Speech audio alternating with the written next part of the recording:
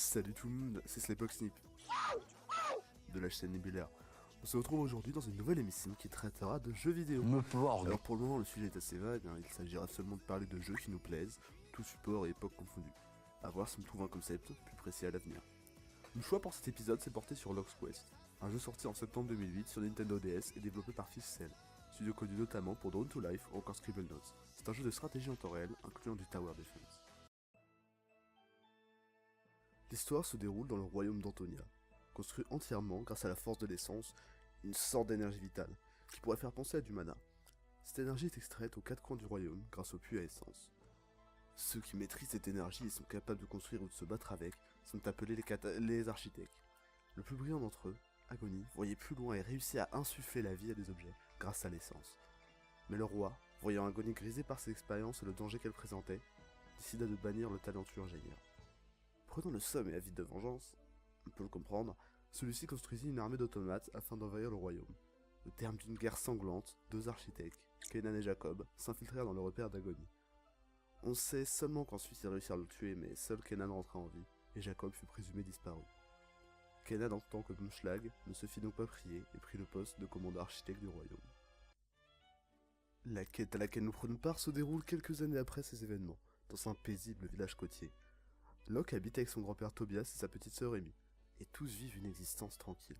Seulement par un beau jour de soir ensoleillé, le village est attaqué par des automates, et on apprend que le royaume entier est envahi par l'armée du nouveau seigneur Agony. Cette nouvelle Royal Academy. Locke va faire face à Agony 2, le retour du comeback de la vengeance, grâce aux méthodes architectes que lui a appris son grand-père Tobias. Malheureusement, Tobias tombe au cours de la bataille et Amy est portée disparue. Locke va ensuite de combat en combat contre l'armée d'Agony.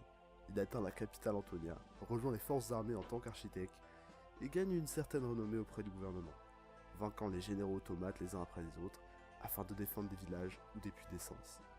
Mais l'armée d'Antonia, bien qu'équipée de petites épées et de lances face à des robots de l'Apocalypse of Doom, a du mal à contenir l'afflux d'automates et chaque victoire de Locke paraît bien amère car elles se font souvent au prix de vie humaine ou l'abandon de puits face au trop grand nombre d'ennemis. Attention, la partie qui va suivre présente du spoil. Si vous n'avez pas envie de gâcher l'histoire ou si ma voix vous insupporte, rendez-vous au team code indiqué. Le dernier combat se jouera donc à Antonia. Là-bas, Locke rencontre le nouveau seigneur Agony, qui se révélera être Tobias, ou plutôt Jacob. Je sais c'est compliqué, mais si vous avez suivi. Quand, durant la première guerre il y a des années de cela, Kenan et Jacob étaient entrés chez Agony, ils le trouvèrent à l'agonie justement. Oui, je sais. Le seigneur était aux côtés de son ultime création, Locke, en lequel il avait insufflé son âme. Ne demandez pas comment on le fait, j'en sais rien. Ce qui lui fait atteindre son but, rendre un automate réellement vivant. Kenan rentra alors au pays et fut acclamé un héros pour sa victoire, tandis que Jacob prit Locke sous son aile et décida de l'élever dans un petit village, sous la fausse identité de Tobias. Il créa plus tard Amy afin de tenir compagnie à Locke. Après ces incroyables révélations, un terrible affrontement a alors lieu entre l'armée du nouveau Agony et le royaume d'Antonia. Locke se retrouve alors 1v1 360 no-scope contre Jacob. Il finit par le vaincre. Amy arrive à ce moment pour les arrêter. Jacob en profite alors pour aspirer l'essence qui est en elle. C'est pas dégueulasse, c'est un automate. Afin de regagner de l'énergie. Locke le bat encore une fois, Miskina le faible, Jacob se rend alors compte de son erreur et propose de réparer Amy. Seulement à cet instant, Kenan et les chevaliers arrivent et veulent exécuter Jacob sur le champ, sans le laisser réparer Amy. Locke punit alors leur insolence à grand renfort de mandale dans la gueule, ce qui tuera Kenan, châtié pour son orgueil démesuré. Jacob peut enfin réparer Amy. Seulement il n'est capable que de stabiliser son état, mais pas de la soigner réellement, étant donné qu'aucune âme ne lui a été insufflée, contrairement à Locke.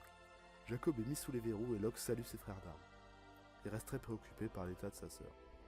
Et en effet, une scène post-crédit nous dévoilera 6 mois plus tard Amy, dans son village natal, se recueillant sur la tombe de Locke. On se rend alors compte qu'il a été prêt à l'ultime sacrifice, donner son âme pour sauver sa sœur.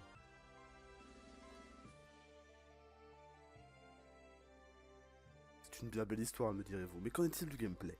Lock's Quest se joue entièrement au stylet. La majeure partie du jeu consiste à défendre des objectifs, dans des niveaux divisés en deux parties, la partie construction c'est marrant. et la partie bataille. La partie construction sert à préparer vos défenses, construire des murs, des portes, mais surtout des tourelles, afin de repousser l'envahisseur. Vous serez aussi en mesure de disposer des pièges en tout genre pour vous épauler. Chaque bâtiment coûte évidemment de l'essence, il faudra donc faire attention à vos réserves pour allier des défenses efficaces et bien réparties. Alors on n'est pas peu fiers pour construire, hein, loin de là, car les automates ont pris le dernier bus pour arriver, et cela nous laisse que 3 minutes pour bâtir des fortifications. Ces 3 minutes écoulées, la partie encore plus intéressante commence, le combat. Alors là, dans vos tower defense de fragile, vous attendez que les choses se passent en priant pour que les tourelles fassent le taf? Ici, Pas le temps de niaiser. car Locke va sortir lui-même de la base pour calmer les automates un peu trop dissipés à grands coups de pompe. Cela prend la forme d'une sorte de QTE et il faut tourner le rouage dans le sens. Nous disposons d'un pouvoir spécial qui lui permet de partir un tornade d'éclairs de la mort qui tue. Locke a aussi la capacité de réparer les fortifications en plein combat, dans un QTE similaire. Seulement, les points de vie de notre héros ont tendance à baisser assez vite face à de trop grands groupes d'automates. Il faudra alors se réfugier de temps à autre pour se régénérer afin de continuer à mener à bien la distribution de pain. Heureusement, les automates, tels des iPhones vieux de 6 mois, vont tomber en rade après 4 minutes de combat. Nous aurons alors 2 minutes en phase construction pour réparer les défenses et reposer les pièges, qui disparaissent à la fin de chaque vague.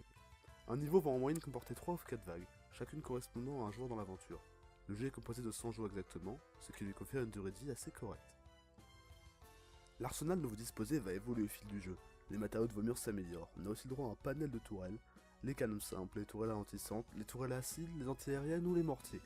Des tourelles de soutien, qui se collent aux autres pour leur apporter des bonus d'attaque ou de portée, sont aussi disponibles.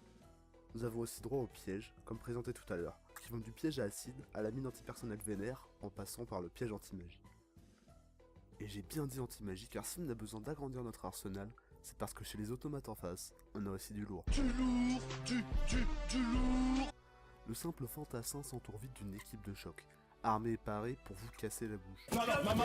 On a les automates de 3 tonnes 5, qui font sur vos défenses tels des béliers, des automates qui creusent afin d'infiltrer votre camp, des automates qui aiment beaucoup trop regarder Thor ou le lancer de poids, vous jugez, et même des automates chaussés aux moines qui soignent leurs alliés et qui sont bien relous mine de rien. Accompagné à ça, des généraux automates feront figure de boss. Bon, en fait, si je déverse une plus grosse et rouge des robots de base, mais il reste dangereux. Ce que je viens de décrire représente la majorité du gameplay du jeu en lui-même, bien que les développeurs fassent parfois des petites folies en créant des niveaux où Locke abandonne le chantier afin de se consacrer pleinement au free fight. Nous avons aussi droit à des mini-jeux de tir qui sont ma foi simples mais assez prenants.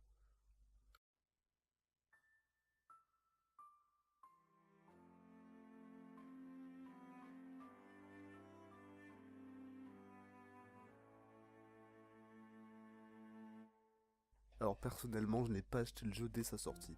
Je l'ai trouvé à genre 10 € en occasion ou quelque chose comme ça. Mais il fait partie de ces petites perles qu'on trouve lorsqu'on ne s'y attend pas. Ce qui est appréciable de prime abord, c'est d'avoir un tower defense assez original, il faut reconnaître. Un système de construction assez simple, mais qui va déjà plus loin que les sempiternelles tourelles qu'il faut juste améliorer de niveau en boucle. Seul défaut, parfois les murs ont un peu de mal à se tourner dans le bon sens, et il arrive que trop de personnages qui font un bambou là se glitchent un peu. On a l'impression d'avoir un vrai impact sur la partie et ça ajoute un côté réaliste aux batailles, car il arrive souvent que des PNJ alliés prennent part au conflit. Bon, souvent ils crèvent au bout de 2 minutes, mais l'important c'est de participer. Ta mère la pute, voilà. Les phases de combat sont prenantes et des terrains plutôt variés, la prise en main est très facile au stylet. Les contrôles ne sont donc pas vraiment compliqués. On ne s'ennuie pas dans les combats, il faut rester en mouvement en permanence, que ce soit pour réparer les fortifications ou combattre les automates. Car ce jeu a une difficulté plutôt équilibrée, avec des passages bien hardcore où il sera nécessaire de recommencer plusieurs fois. De plus, l'ajout de nouvelles tourelles et de nouveaux ennemis très différents nous poussera à prendre de plus en plus de paramètres en compte lors de la construction. La gestion de l'essence est également très importante pour ne pas tomber en rade durant les manches suivantes. Je trouve que le côté répétitif du gameplay de Tower Defense est du coup en partie comblé par ces éléments originaux, qui rajoutent un peu de piment au jeu. Mais ces combats auraient bien moins d'enjeux s'ils ne baignaient pas dans cette belle histoire que je vous ai contée tout à l'heure. En effet, putain c'est un très commentaire de français ça, l'histoire nous pose dans une ambiance de guerre permanente qui pousse à vouloir combattre. Les automates ne sont pas vus comme de vulgaires mobs que l'on massacre à la pelle pour récolter des pièces, ils sont réellement menaçants. L'ambiance de guerre est assez oppressante, ça change des batailles médiévales romanesques auxquelles on pourrait s'attendre. Ici, il n'est plus posé dans un contexte qui ressemble à la Première ou la Deuxième Guerre mondiale. Dans la capitale, des réfugiés affluent de partout, l'alerte est souvent donnée, des petits enfants random te racontent comment leurs villages ont été rasés. Il y a aussi une vision pessimiste de la guerre. Entre les chefs architectes belliqueux avides de gloire et la réalité du front, tout est très différent. Au front, malgré vos victoires, les troupes royales seront fréquemment amenées à battre en retraite, face à l'armée d'automates qui n'en finit pas d'affluer. Et sans parler du fait que l'on voit des PNJ se faire crever en permanence par les automates. Alors j'exagère sûrement un petit peu, surtout que les graphismes ne montrent pas de grande violence physique, mais ça reste mon premier ressenti quand j'étais jeune et je jouais au jeu. Et c'est finalement une bonne chose que tout le contexte nous englobant donne un enjeu et rende légitime notre lutte. Le tout est englobé par une très jolie bande son, moi qui ai joué à Dawn to Life, du même studio, je reconnais bien là le style de musique. Musique qui colle très bien au jeu mais qui, comme dans Dawn to Life, apprendre une sorte de mélancolie ambiante que je ne pourrais pas trop expliquer, mais qui va de pair avec le récit assez touchant, et le contexte pas toujours tout rose du jeu. Maintenant, pour que vous y voyez plus clair dans tout ce fouillis que je raconte depuis tout à l'heure, on va faire un bilan. Lost Quest est un jeu de stratégie comme on n'en voit pas souvent. Il se démarque par ses airs de Tower Defense qui cachent des éléments de gameplay assez innovants et une prise en main facile. Le tout trempe dans une histoire de RPG old school assez bien écrite, un récit qui vous porte et à mettre des enjeux hyper crédibles afin de vous motiver à défaire les armées robotiques du Seigneur Agony. Ajoutez une bande son efficace et ça vous donne un bon jeu. En trêve de louanges, le mieux c'est encore de tester par vous-même si vous le désirez. Avec une durée de vie d'une vingtaine d'heures, le jeu est la plupart du temps trouvable en dessous de 10 €, et ça vaut clairement le coup, croyez-moi. Une version PS4 est sortie, mais le mieux reste la DS tout de même. Au pire, les plus coquins d'entre vous utiliseront un émulateur. Dans tous les cas, si vous voulez élargir votre catalogue DS avec un titre original, foncez. Voilà, c'est tout pour moi, j'espère que cette nouvelle émission sur le jeu vidéo vous plaira. N'hésitez pas à vous abonner à la chaîne Nébulaire sur YouTube et Twitter, tout est dans la description. C'était Slypoxtip, ciao.